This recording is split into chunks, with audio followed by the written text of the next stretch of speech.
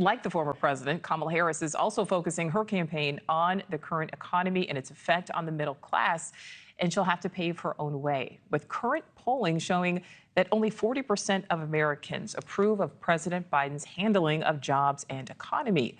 The president and Kamala Harris will appear together tomorrow for the first time since she replaced him as the Democratic presidential nominee.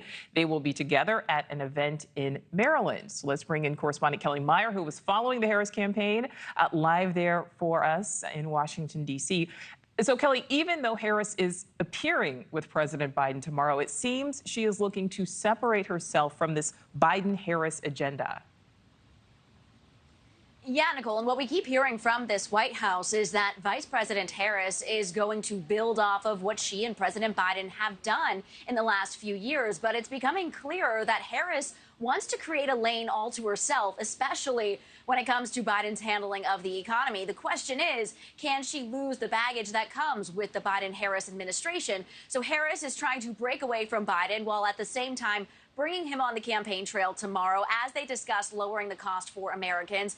But it's the rally the day after in Raleigh, North Carolina, where Harris will look to redefine herself, laying out her own agenda and revealing her break with Biden. For example, NewsNation learning that Harris will not push for a Medicare for All plan, despite previously supporting the effort. In Raleigh, she is expected to talk about her plan to lower the cost of health care, housing, food costs, and all of those things are important to voters this November, and those are issues that Biden has been unpopular with voters on. So Team Trump is trying to tie Harris to all of those unpopular policies from the Biden-Harris administration.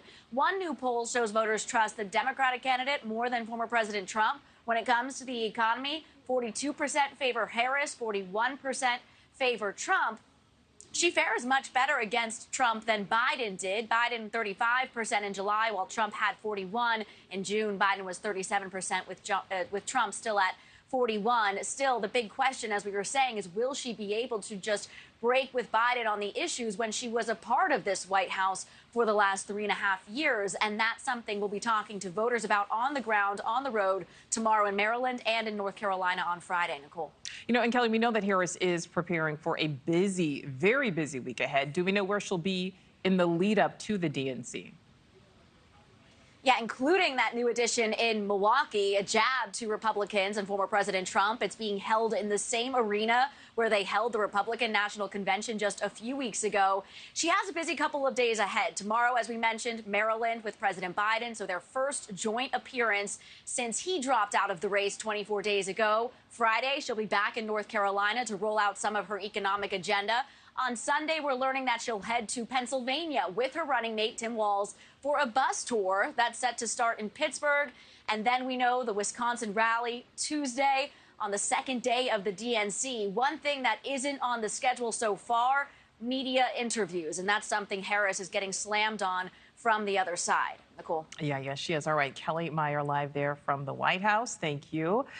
Thanks for watching. Go to joinnn.com to find NewsNation on your screen. And don't forget to click the red subscribe button below to get more of NewsNation's fact-driven, unbiased coverage.